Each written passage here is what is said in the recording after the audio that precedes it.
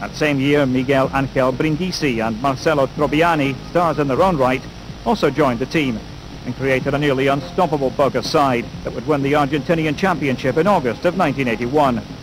For good measure, Maradona won Metropolitan Championship goal-scoring honours. Perhaps the highlight of the year came against arch-rivals River Plate, a game in which Boca crushed their out-of-touch opponents 3-0.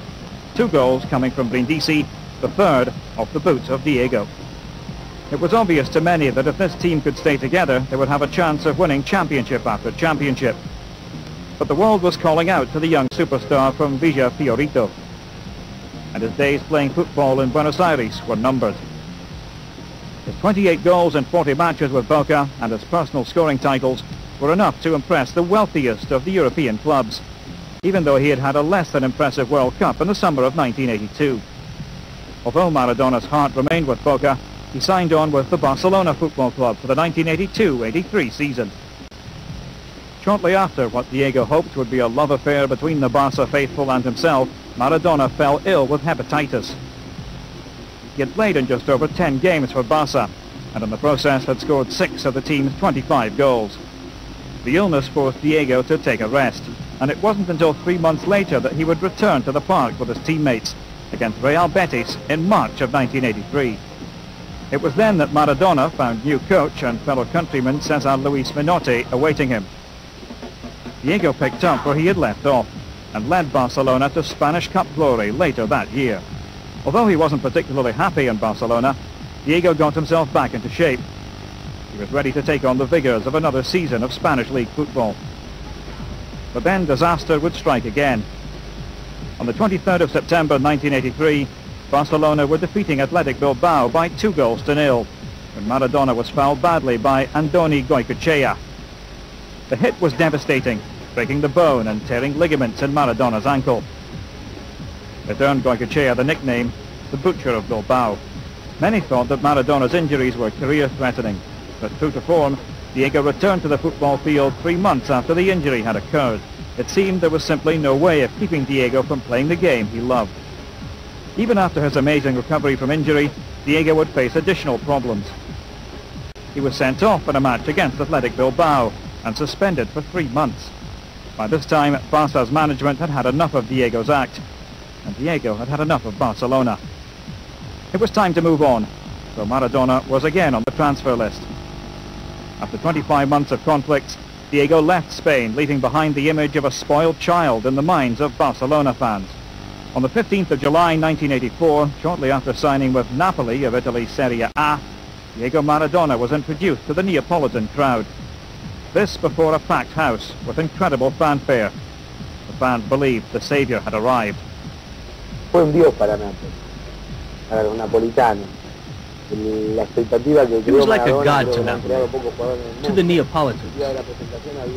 The expectations that Maradona created were never before seen in Napoli.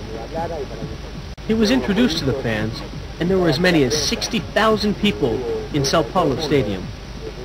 He only went there to do a few dribbles. There were so many media people. Nobody expected it to be like that. Maradona is like the San Gennaro for them.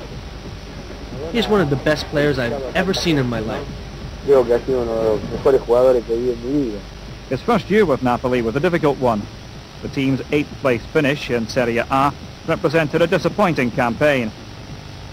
Maradona had endured a tough start to the season, trying to get adjusted to his new team and their style of play. But he would come on strongly in the second half of the season, scoring 14 goals to lead the club. In his second season with Napoli, Maradona would see the results he was looking for. With the addition of striker Bruno Giordano, a player Maradona had recommended to management himself, Napoli had a much more potent attack. Together the two forwards scored 21 times and led the side to a third-place finish. Diego hadn't fulfilled his goal of winning the Scudetto, but he was inching his way closer and terrifying the wealthier football clubs in northern Italy while he was at it. In the last year that I played for Napoli, we finished in 3rd place. I know that if the coach would have had the courage to let us play more aggressively, we would have won it all. We fought very hard, but we could have fought even harder for the championship against Juventus. It was in his third season, the 1986-87 campaign, that the dream came true. Maradona directed Napoli to their first ever Scudetto. It was in fact the first time that a team from southern Italy had won the championship. They clinched it with a 1-1 draw against AC Milan at a raucous San Paolo stadium. On a personal level, 1986 was Maradona's finest hour. That year he had accomplished everything a player could ever dream of. Along with his club title, Maradona won a multitude of individual honours, including the European Footballer of the Year award, as well as the prestigious Golden Boot. Hablando futbolísticamente, Diego fue tan grande que para él hacer todo lo que... Diego was such a great player, but he didn't think he was anything special. It was difficult for him. He had to work hard. But I saw him doing things with a lime or an orange, and I would just ask myself, how can he do that? I wanted to try it with a football, and I couldn't even do that. Only a superstar could. Solamente un superdotado como es Diego puede hacer. All of this, however, would have been virtually meaningless to Maradona had he not accomplished the one goal he had set for himself years earlier as a small boy in southern Argentina. He wanted to win the World Cup for his country, and Mexico in 1986 afforded him the chance to try to do so. Pero yo creo que en el 86 Diego se preparó. I think that in 1986, Diego practiced very hard. He knew that it had to be Maradona's World Cup in order for him to be a part of football history. Maradona, after an embarrassing World Cup in 1982, needed to turn things around in 1986, and his training habits proved it. I am one of the goalkeepers on that team, and I remember I would get scrapes, because at the 86 World Cup, Maradona kept on training even after practice ended, and I was the one who had to stay and stop his free kicks. Maradona arrived in Mexico City, heralded as the finest player on the planet. From the first game, he would prove to the world just why this was the case. In the opener against South Korea, Maradona fought off rugged defenders, and from the ensuing free kicks set up goals for teammates Oscar Ruggeri and Jorge Valdano, en route to a 3-1 triumph for Argentina. This game would be a portent of things to come for Maradona. He led his side into the quarter-finals and a showdown with England. Primero, por todo lo que significaba para muchísima gente argentina. For everything that it signified for the Argentinians. It meant that if we won the match, we were very close to accomplishing the goal that we had set for ourselves. And that goal was to win the World Cup. Que nos habíamos trazado, porque nosotros a esa altura decíamos que íbamos a ser campeones del mundo. Nosotros, los jugadores. This match is without question one of the most talked about games in the history of the competition. In fact, it would define the career of the Argentinian superstar. The paradox that was Maradona's life was illustrated all too clearly on the day. With 6 minutes played in the second half, Diego tried to play the ball into the English penalty area, but was beaten to the punch by English midfielder Steve Hodge, who passed the ball back to goalkeeper Peter Shilton. As Shilton reached for the ball, Maradona stuck out his left hand and punched the ball into the net while trying to make it look as if he had used his head. Despite vehement protests by English players and coaches alike, the goal was allowed to stand. Later at a press conference, Maradona would claim that the hand of God had scored the goal, almost thumbing his nose at those who claimed he was a cheat.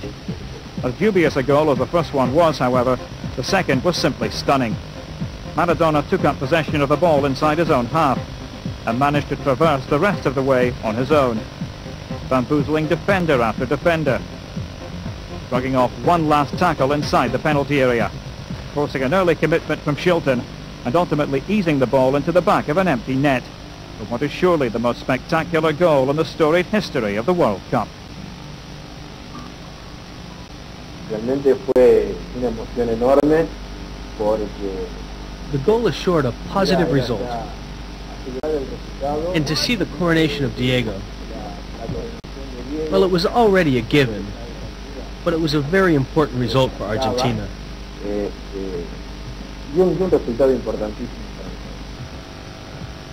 Argentina would go on to beat Belgium in the semi-finals at the Azteca Stadium, and in a hotly contested final they would edge out a strong West German team by 3-2. On a superficial level, Diego's greatness can be quantified by the number of goals he scored. but his true value was impossible to accurately calculate.